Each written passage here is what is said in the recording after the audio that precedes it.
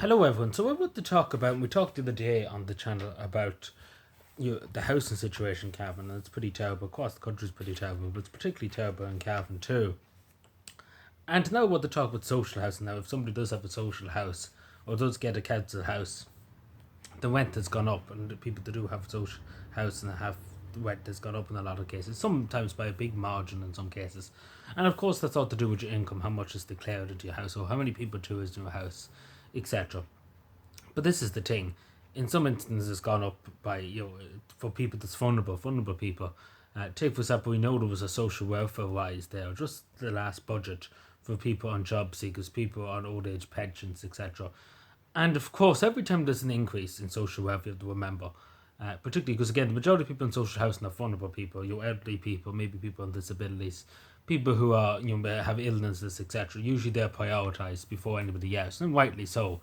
But of course, there's so many people who come in new to the parish that get a free house, etc., given to them by the state. But of course, on the backs of Irish people. But that's a different story for a different day. But this is the thing: the rent increase is taking basically that away, because we're seeing in cases like this. In some cases, as it depends on income, but the majority of people having a €10 increase a month or a week, may I say, actually, in the rent. There's people that get a 10. I've seen people with 10. I've seen people get €30 increase, but mainly it's been €10 to €15 or so extra, what maybe in some cases. Which is still a lot, considering if you get a pay rise, say for example, in social welfare, or if you're on disabilities, or pension, take for example, too. You get your maybe €10 extra in the pension, and the government takes it back, double the amount back.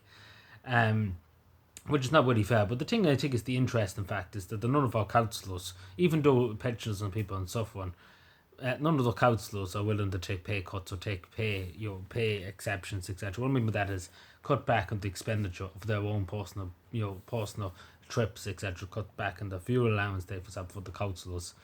None of them are willing to do that. They should be willing to do that. That's leadership. They should be willing to give up at least 15% of the pay for it, so that the rent wouldn't have to go up, because it'd be easily enough all 16 councils pledged to take a pay cut of 15,000, not take any expenditure. They wouldn't have to do this, basically. That's what I'm trying to say. If they would do that, even if they've done that for a year or two, and again, but they're too worried about their money, a lot of the councillors. And again, a lot of these people have double second jobs, own businesses, but none of them are willing to do it. But they expect the only Irish person to do it, so it's great stuff.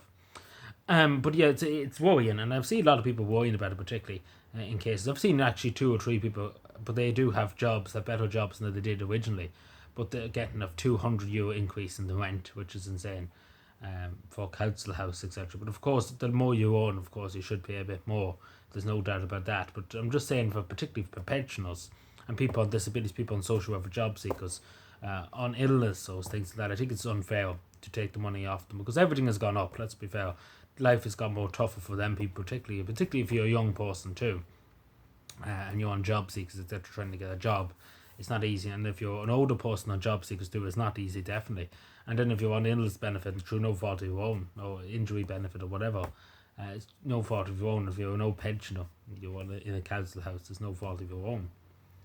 But of course, they give with one hand and take from the other hand. They take choice from the other hand too.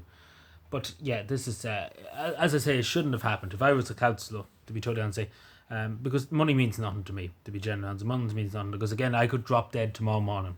I can't bring the money with me. Simple as that. And I'd say that to the councillors: if you drop dead tomorrow morning from a heart attack or whatever, you can't bring your money with you. You might have a nice coffin, a nice funeral, but at the end of the day, you can't bring your thousands with you. And that's as simple as that. There's no good to you when you're 6 feet under, and that's as simple as that. And I say that to the councillors and to the Lord Mayor, etc., that it's no good to you. It's no good to you. And you have enough of it. He's generally, the majority of the councillors in Cavan have second jobs, very good jobs. They're not working 9 to 5. They're not working cleaning the streets or anything. They have good jobs. Teachers. One of them's a lawyer.